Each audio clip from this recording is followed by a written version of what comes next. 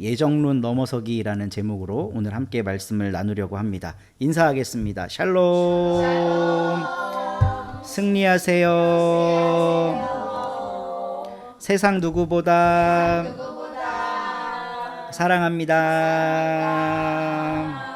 네, 오늘 예배 오신 여러분 모두를 환영하고 축복합니다. 네. 이 시간에 제일 멀쩡해지는 우리 민동주 성도님입니다. 이거는 딱 봐도 누구의 그림인 게 티나죠? 고흐의 그림입니다. 네. 18세기에 프랑스 혁명이 일어났는데 그게 일어나게 된 주된 이유가 부자가 1%, 가난한 자가 99%였기 때문이에요. 근데 사실 인류의 역사에서 혁명이라는 건 늘 그거의 반복입니다. 그러니까 이제 진화 생물학자들은 인류가 농업을 하기 이전과 이후에 뇌 용량의 변화가 생겼다 그래요. 농업을 하기 이전에는 인간이 뇌가 훨씬 더 발달했었답니다. 모든 걸 다 해야 돼. 그러니까 사냥도 해야 되고 동물로부터의 안전도 내가 지켜야 되고 기후 이런 것도 다 내 몸으로 느끼면서 이걸 예측할 수 있어야 돼요. 그렇죠? 그리고 뭐 저장하는 거, 새끼를 돌보는 거, 이 모든 게 다 한 객체에게 속한 일이었어요. 근데 농업혁명이 시작되고 나서 잉여 생산물이라는 게 만들어지잖아요. 이게 뭐냐면 일을 안 해도 먹고 사는 사람이 생긴다는 거예요. 그러면 그 사람은 어떤 자연 밀착형 이 뇌 기능을 발달시키지 않아도 되겠죠. 그러니까 그런 부분들이 퇴화하는 겁니다. 그러니까 인지혁명이라는 게 일어났다는 거는 어떤 한 개인의 두뇌가 더 뛰어나졌다는 게 아니라 공동체의 집단지성이 생겨서 인지혁명이 일어난 거지, 오히려 개인의 뇌 용량은 농업혁명 이전이 더 뛰어났을 수 있다는 입장이 있더라고요. 굉장히 설득력 있고 네, 이해가 잘 되는 그런 내용이었어요. 그러니까 결국 농업혁명 이후에 인간의 삶에서 가장 중요한 문제 중에 하나는 불평등의 문제인 거예요. 누가 뭘 갖고 누가 뭘 못 갖냐, 누가 열심히 뼈를 갈아 넣어서 일을 했는데 그 사람은 못 갖고 왜 일 안 한 사람은 갖냐, 이 문제가 지금 뭐 1000년 동안 계속 반복되어 온 겁니다. 그러니까 우리는 여전히 그 시대를 살아가고 있고 그 문제에 직면해 있어요. 고흐는 귀족들 초상화 그려주지 않습니다. 이때 당시에 밥 벌어먹고 살려면 귀족들 초상화 그리는 게 가장 돈이 많이 됐어요. 더 좋은 거는 명예를 얻는 건데 교회의 전속 화가가 되는 거였어요. 교회가 원하는 성화들을 그려주면서 녹을 받고 사는 사람, 이게 화가의 최고의 명예였습니다. 근데 고흐는 그런 작품을 단 한 점도 그리지 않아요. 아니, 그리지 못해요. 이 사람은 종교 안에서 이단아였기 때문에 그래요. 원래 고흐의 꿈이 목사였잖아요. 그래서 전도사로 부임 받아갖고 한 탄광촌에 갔는데 탄광촌이 무너져서 애들이 싸그리 죽는 거를 보고 짐승처럼 울부짖다가 나중에 그 기억을 복귀해서 정신병원에서 그린 그림이 그 유명한 별이 빛나는 밤에였지 않겠습니까?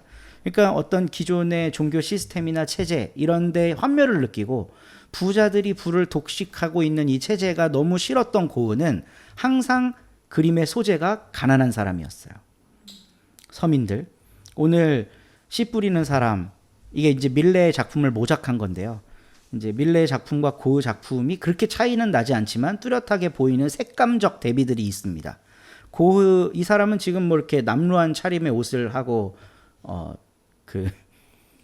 네, 여기 서고 싶으면 서도 돼요. 한 말씀 하셔도 됩니다, 민동주 성도님. 남루한 차림의 옷을 입고 장화를 신고 씨를 뿌리고 있어요. 근데 저는 여기서 참 마음이 따뜻해졌던 게, 고흐는 노란색을 쓸 때 하나님의 자비와 은총을 이제 나타내는 걸 상징적으로 쓰거든요. 근데 이 농부는 앞을 보며 열심히 씨를 뿌리고 있는데 그 뒤를 하나님의 은총이 받치고 있다는 거예요. 그러니까 이 시대에도 1대 99의 사회였을 텐데 하나님은 99의 가난한 농부의 삶을 뒷받침하고 있다는 느낌이 이 그림으로부터 너무 강렬하게 느껴지는 거죠.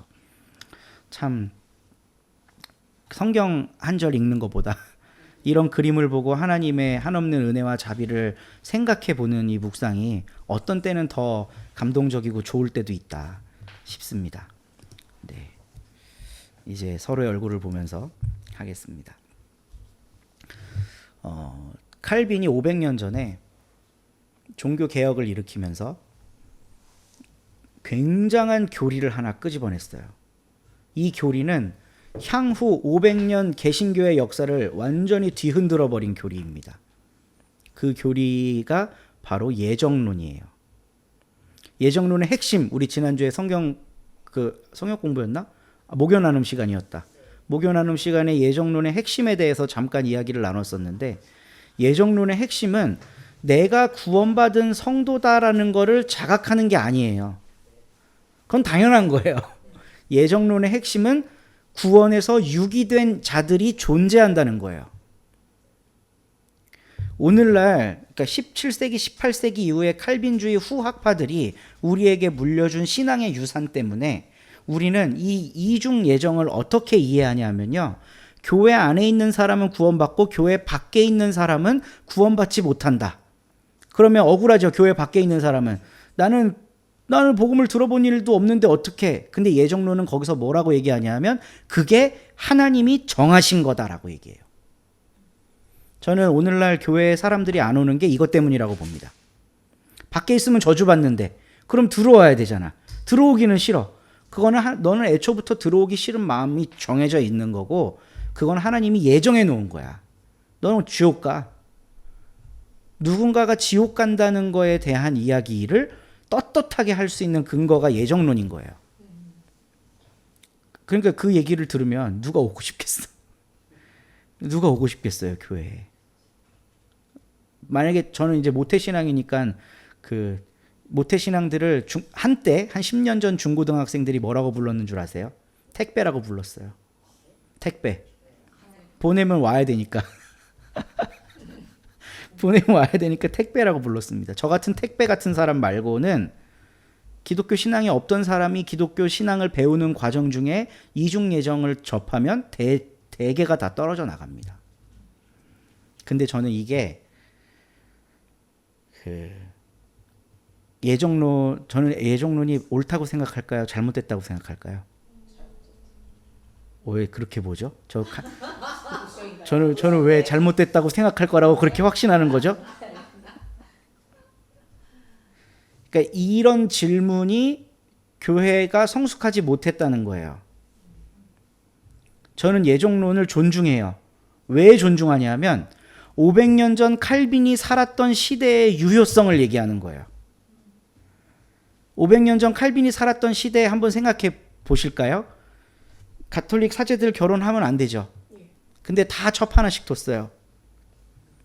그래서 고아원이 수도원과 그 수녀님들 모여 사는 데를 중심으로 발달하게 됐는데 거기서 키우는 고아들은 대체로 다 사제의 사생아들이에요. 그러니까 마르틴 루터가 한 일이 뭐였을까? 제일 중요하게 한 일 중에 하나가 그들을 해방시키는 거였어요. 그러니까 수녀원에서 길러지던 그 사생아들을 탈출시키는 게 마틴 루터의 중요한 사역 가운데 하나였어요.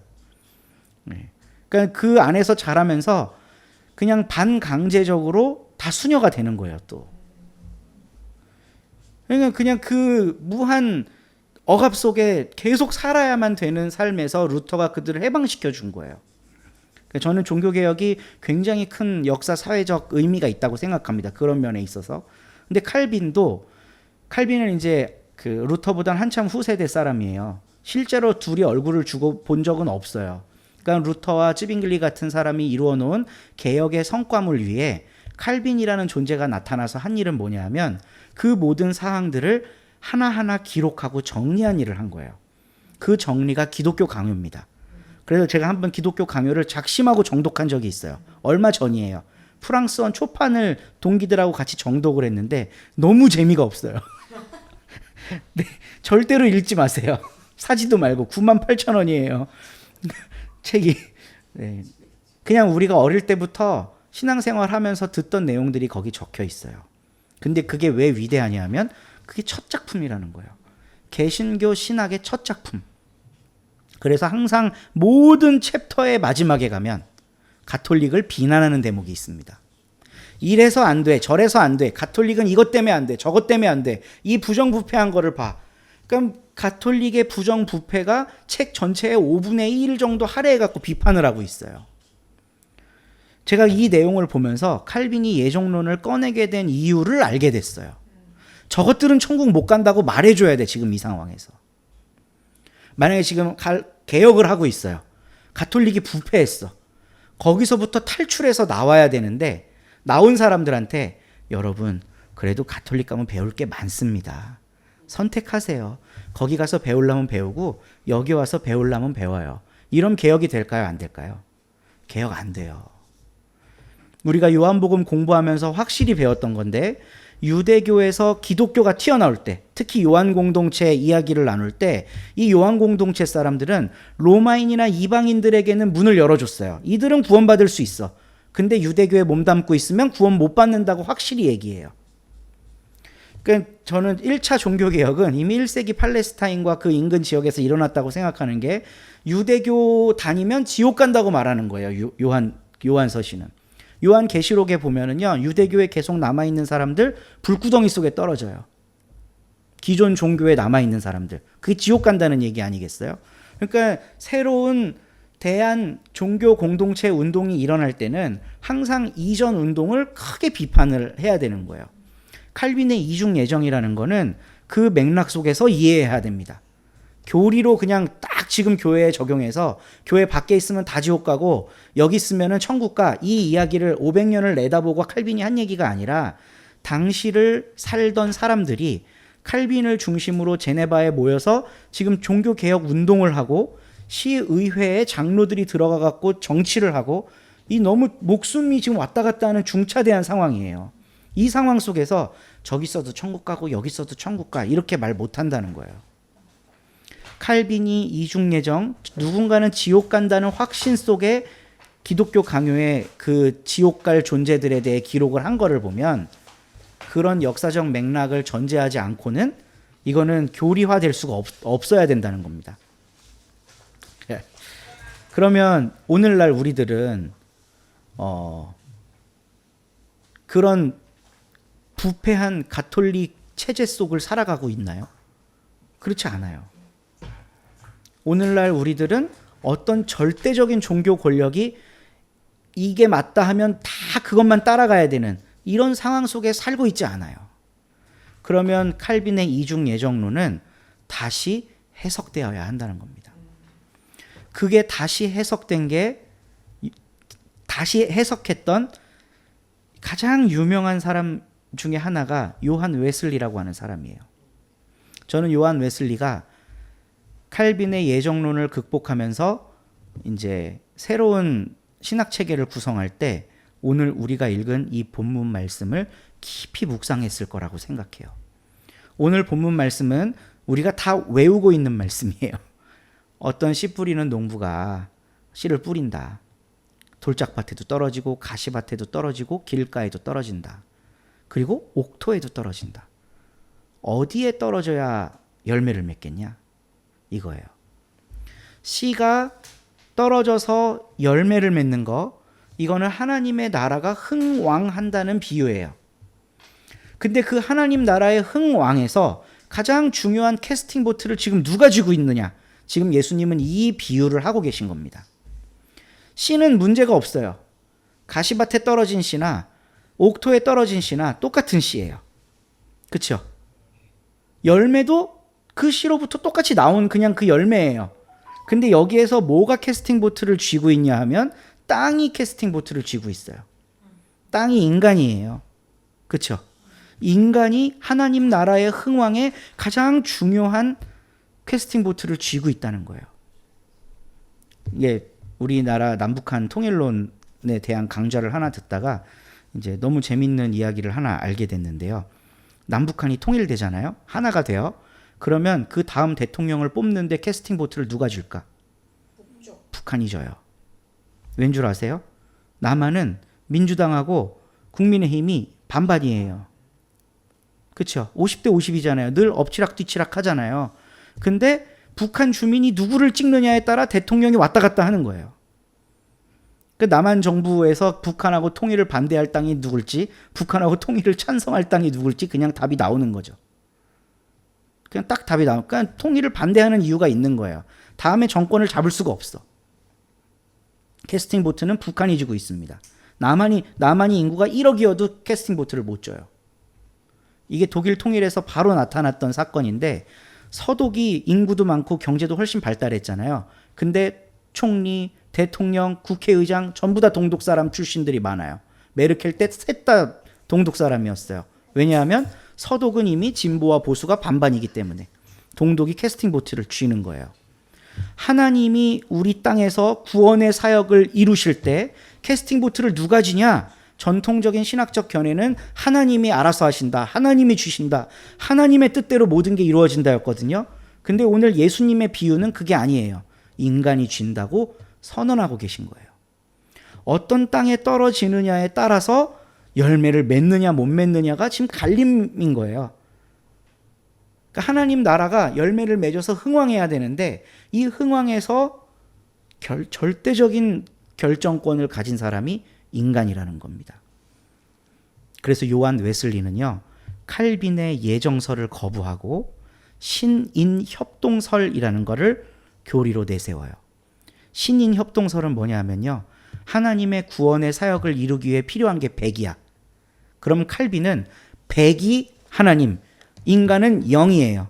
예정된 거기 때문에, 하나님의 예정이기 때문에 인간이 거기에 기여할 수 있는 건 0입니다. 하나님 100이에요. 그러면 그 요한 웨슬리는 뭐라고 얘기했을까? 50대 50? 50대 50 얘기했을까요? 아니면 하나님을 좀 더 써서 51대 인간 49?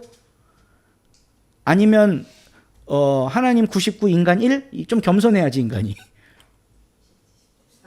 70대 30? 맨 끝? 아니 아까 얘기한 90% 90% 10%?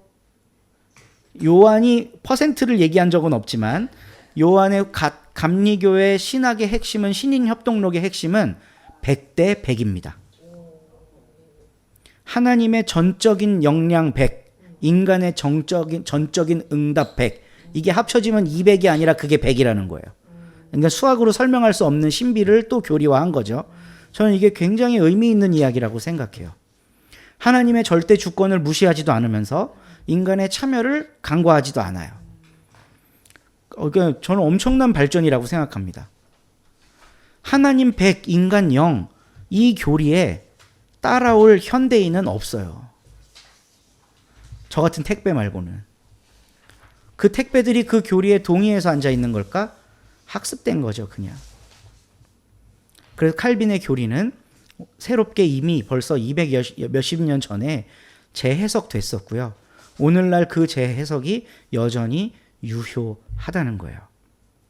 오늘 우리가 함께 읽은 마태복음 13장 말씀을 통해서 하나님의 구원의 사역이 이루어지고 하나님의 나라가 흥왕해지는데 정말 중요한 역할이 우리에게 달려있다는 걸 다시 한번 생각해 봤으면 좋겠어요.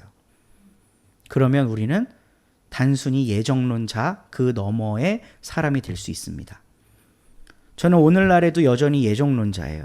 왜냐하면 칼빈이 살았던 그 당시를 존중하기 때문이에요. 칼빈이 그 당시에 저주받을 사람들을 규정했잖아요. 오늘 우리도 용기 있게 그걸 할 수 있어야 돼요. 칼빈은 누굴 저주받을 사람이라고 생각했을까? 가톨릭 교권을 저주받을 존재라고 생각했거든요. 오늘날 우리는 뭘 향해 저주를 선언해야 할까? 고민해 봐야겠죠. 눈에 떠오르는데 말로 뱉기는 힘들죠. 정치적 존재라 눈에 지금 아른아른 누군데 어디 나가 있는데 지금 막 이러고 싶은데 말로 내뱉기 힘들지. 근데 그 굉장히 용기 있는 겁니다. 칼빈은 자기 조국인 프랑스에서 사형 선고받고 스위스로 도망친 거예요. 칼빈의 용기와 결단을 우리는 배워야 돼요. 오늘날 그리스도인들이 너무 비겁해졌기 때문에 저주받을 사람 얘기 안 하거든요. 이중 예정론을 믿는다고 칼빈의 후예라고 얘기하면서 저주받을 사람 얘기 안 해. 다 좋은 게 좋은 거라 그래요. 축복받는 얘기만 하고. 그래서 우리는 예정론을 왜곡되게 배웠어요. 하나님 안에서 우린 선택받은 백성입니다만 강조했어요. 근데 칼빈의 위대한 점은 그때 당시에 서슬퍼른 가톨릭의 칼날 앞에서 니들은 저주받았어 라고 말했다는 거예요. 그게 개혁입니다. 그래서 저는 예정론은 여전히 유효하다고 생각해요. 근데 단순히 오늘날 우리가 적용하고 있는 방식, 교회 안에 들어와 있으면 천국 가고 밖에 있으면 지옥 가, 이딴 예정은 이제는 폐기 처분해야 된다는 거죠. 이미 요한 웨슬리에 의해서 완벽하게 극복됐습니다. 하나님 100, 우리 100. 그리고 예수님도 오늘 씨 뿌리는 비유를 통해 분명하게 얘기해 주고 계세요. 하나님 나라의 확장의 캐스팅 보트는 너네가 쥐고 있다. 너 어떤 밭이 될래? 성령 강림절 후 7째 주일을 맞아서 주님의 말씀 따라 옥토가 되는 우리 모두가 되기를 간절히 바라봅니다.